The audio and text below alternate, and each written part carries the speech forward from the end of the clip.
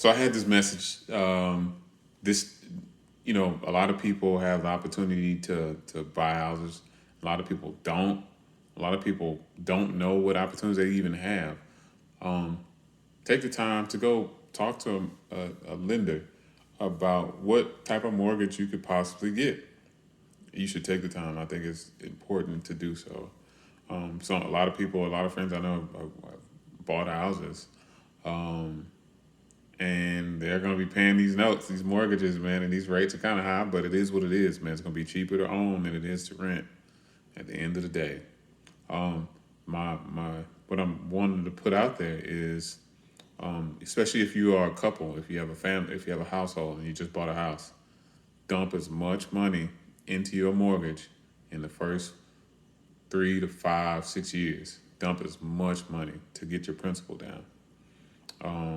Just for instance, a $200,000 house may have a mortgage of, let's say, $1,500 or something like that.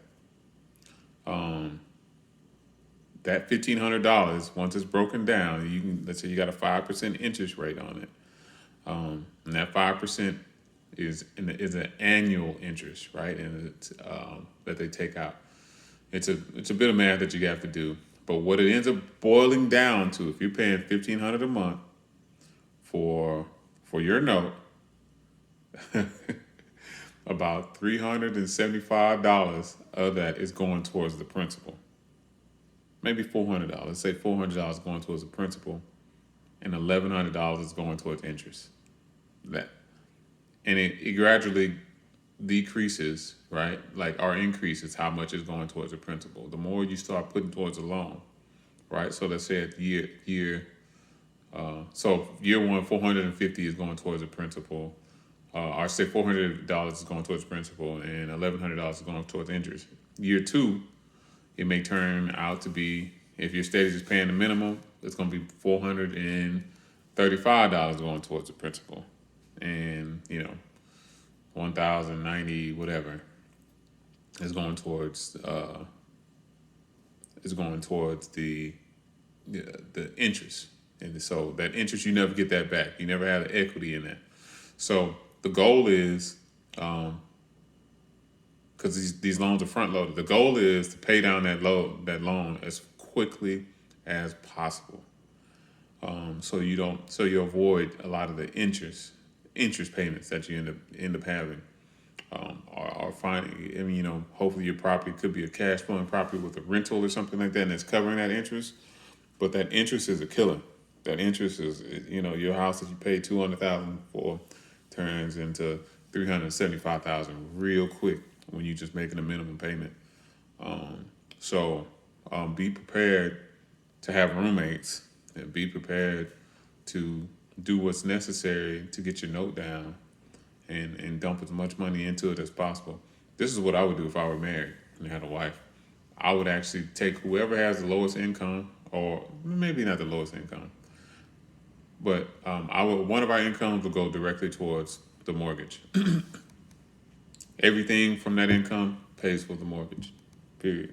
And we live off the other income. We'll do everything else with the other income. But for the first 4, maybe 5 years, if you make $4,000 a month, dump it all on the mortgage. That's just what I would do. Get off from under that note as quickly as possible, because you're on a 30-year mortgage. If you can cut it down to 10 years, you'll be fine. You'll be doing really well. But you don't have to do that if you have other business operations that are making you money. So if you got good cash flow from something else, and that money is better used to build your business, then do that. But if you just working 9 to 5, you don't have a business mindset at all. That ain't you. You just rather go to work, which is perfectly fine. Then you just need to be dumping money on your house. It's so important because you're gonna look back 6, 7 years. You got a loan for 200,000. 6, 7 years, you paying the minimum balance on that bad boy, and that loan gonna only be knocked down to $180,000, maybe, if that. You done paid on the 6 years. It's knocked down to 180. So Understand these loans. Understand how this interest works. It's very important. I think there should be a bank of individuals. Really, I think we should finance our own houses. The, following the rates of the government doesn't even make sense to me. You know what I mean? They control the fund. They control that money. I don't like how that works out. But they're controlling the money to bring the value of the dollar back up. That's what they're trying to do. The value of the dollar goes back up when GDP goes back up, right? GDP is going to be at a negative this coming year, but so it's going to force people to have to work, and it's going to force people to have to work for less, so to create value in the dollar, right? That's just really what it is. The value of the dollar is based on the workforce, how much we create. That's what I how I see it. And the decrease in the value of the dollar is based on how much we don't work, how much we don't create. Just like so when the pandemic hit, the value of the dollar actually went down. So inflation goes up. Those are my thoughts. I'm no economist, but this is just how I see it. So yeah, man, pay your mortgage down. Get out of debt as fast as possible. Hold as much cash as you possibly can, and invest. If you're not investing, you're stupid. That's just it. If you're not investing, you're stupid. Or maybe you're not. That's just my opinion. So, yeah, I think you should always be investing. And I think every purchase that you got should be based on an investment. Um, I've helped ton of people like with houses. And it's unique to see how some people are really investment minded. They say, hey, yo, they understand the cost. They understand the cost of the house. They understand the cost of the work and the levels of work that needs to be done to get the house to buy a house that's at market or under market value. Honestly, you want to be under market value. And if you're not, then hey, that's on you. That's what you got to carry. You know what I mean? You're gonna have to carry that for 30 years. Um, and that's tough because this market just rolls so quickly. And it's crazy to see people. And honestly, dude, realtors got y'all buying stuff that you don't even, man. But dude, I know a few realtors like so. My cousin Jay, um, great realtor, knows everything I know and more. He taught me everything I know. Dave knows he's a realtor, knows construction, knows all that stuff. To deal with houses. So you walk into a house, he can walk into a house and like, oh man, I smell moisture, I smell mold, I see this, I see that. This is what's gonna cost you this. This is gonna cost. If your realtor can do that, that's a realtor. Some of these people just getting licenses and stuff, they ain't realtors. They are realtors. They pass the whatever test they got to take, but they don't understand investment. They don't understand. All they understand is they getting 3%. That's it. They can't help you. You ain't gonna save no money. There's a few of them you will, because they know what they talking about. They know what they're doing, and they help be able to help guide you in the maybe it's against their realtor laws or whatever they got to go through. But man, you make sure you got a solid realtor that understands construction. If he understands construction, cool. I ain't gonna knock you guys, ladies. Some of these ladies don't even understand. They got pretty pictures up. That's it. They look beautiful. That's just because you look good and you got your realtor license, that don't make you the person that should be, you know, guiding people in financial decisions. just I see it way too often, man. It's so funny, man. I like, oh man, I represent like, I'm not a realtor, but I know shit. Like I know this stuff, right? I can, look at comps and all this other stuff. I know some of this stuff. And I'm not the greatest at all, but it's unique to, somebody, I say, hey, yo, I can help you do this. I'll say this, hey, I can help you do this. This is what I know. And anybody with good sense is going to listen to what I have to say. and I can have a realtor right next to me. It's like, and they're gonna present, hey, they got a folder with this, and it looks all pretty, and here's my business card, and I work for Keller Williams, and I laugh because most of these people gonna go with that person that has this card and has all this beautiful stuff, and I'm like, bro, I run around with, I got light plugs, chisels for breaking up cement, goggles, blue tape for paint. This is all on the table. Rollers for painting, foam, you know, Romex wire for electrical work. Yo, it's not a game. It's not a game. And so everybody's running to these realtors about, oh, well, this is their license and they can do this and they're going to do that and they're going to help me sign documents. I laugh because you're signing documents and you're paying them $10,000 to help you sign documents. Bruh. Hey, I, hey, I just want realtors to be better, offer better service. And yeah, that's all I want. I want them to be better. But hey, choose who you choose.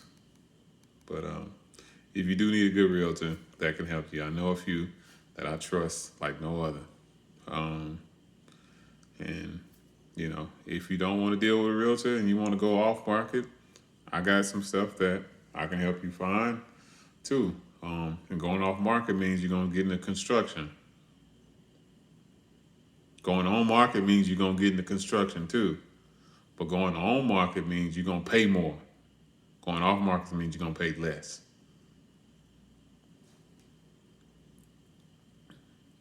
And to be truthful with you guys, um, going off market ain't easy. It ain't quick. It ain't fast. You're not you're not gonna get the exact house you want and an exact location and all that other stuff. You want that, you got the money to do it. Go ahead, do it. Go and spend $500,000, $1 million, getting whatever you want, buy whatever you want. That's fine. You do that.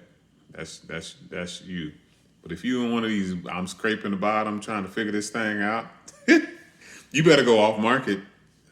Yeah, you better go off market and find you a house. Do not sit here on market with these realtors. They don't care. It's 3%. They're gonna send you a basket of fruit, a card, thanks for all your business. They're gonna post a picture with the key at the title company, and on to the next one. Right? On to the next one. That's just basically what it is. But what you don't understand is that you just paid premium for a house. Your pipes. Just look at your pipes. All your water that's coming in your house, coming through these galvanized, rusted pipes. You didn't even see it. You didn't know it. The inspection report showed it. You got water. The water pressure is good. There's no brown water coming out. That's because the homeowner ran the water before you got there, and the brown water wasn't gonna show when you did that, right? So next thing you know, oh man, I got high elevations of lead or high elevations of whatever, some sort of weird metal in my body now. Okay, now what? This is a crazy market. Don't get crazy with it, right? Find these deals that have been in and out of contract, right? This is what you do. You find these deals that have been in and out of contract. You got to play this game. You got to play this game. You bid high, but and then you put your hey, I need my period to look over this house. You put that quote together of all the stuff that you got to get done. So you got 5 days to put a quote together, and that's not that hard. All right, you bid high, you bid 10,000 over asking price. You get that bid, you get your bid accepted, and then you back that jack up. You back that joint up to what it really is worth. Because now you know you need a fence. Now you know you need a roof. Now you know you need siding. You need a new bathtub. You need to do the plumbing in the walls. Your inspector's gonna tell you all this stuff. You know you need to do all that stuff. So that's going to be $40,000, $35,000 worth of stuff. But the seller has been jumping in and out of market, off the market, because people backing out of the deal. They backing out of the deal for a reason. You get what I mean? They back out for a reason. And then as soon as they back out, you jump in the deal, you go $10,000 above asking price. They're going to be like, ooh, we got us an idiot. Perfect. I want you to think I'm an idiot. I love for you to think I'm an idiot. But then you come with the real. After your inspection, you see everything is wrong. All right, you were 10,000 over. We need to back this thing up 40,000. So now you're gonna be 30,000 under. Maybe 40,000 under, because there's all these issues. You present all these issues. And you do that a few different times. You bid up. You make sure you're highest bidder. You get in that thing, and then you back the thing up. That's just what you should do. That's the smartest thing to do. Some people have done it, some people don't. Some people do kind of halfway, hey, I'm scared. Never be scared to ask for money. Never be scared. Look at the seriousness of never be scared to ask for money. Never be scared to ask for money. Because what it's going to do is going to give you the room to do the job right. You're not going to be sitting here pinching pennies here and pinching pennies there, trying to get somebody to do some shit for free. Nah, that's just stupid. Make sure you get the right quote, the right amount of money that you need to get off that price so you can do the work right. So, because you're going to be living there. You're going to be living there. I bought this house right? Because I know I'm going to be here. And I have to do everything that's gonna make me healthy. All right, so I gotta pull all the plumbing. I gotta pull all the electrical. I gotta put a whole new roof. I gotta dig all new trenches. I gotta put hurricane straps on the house because this is a hurricane bound area. Like you gotta do everything to make this thing strong, and to make it so it's healthy. Health is an issue when you're coming into houses. A lot of people don't understand sickness starts in your house. Formaldehyde. People don't understand what formaldehyde is. You're buying formaldehyde-filled houses when you're buying this new construction stuff. People don't even understand that. They put MDF. That's compressed wood. Compressed wood. Give me a second. I'm going to show you what MDF is. I bought some the other day.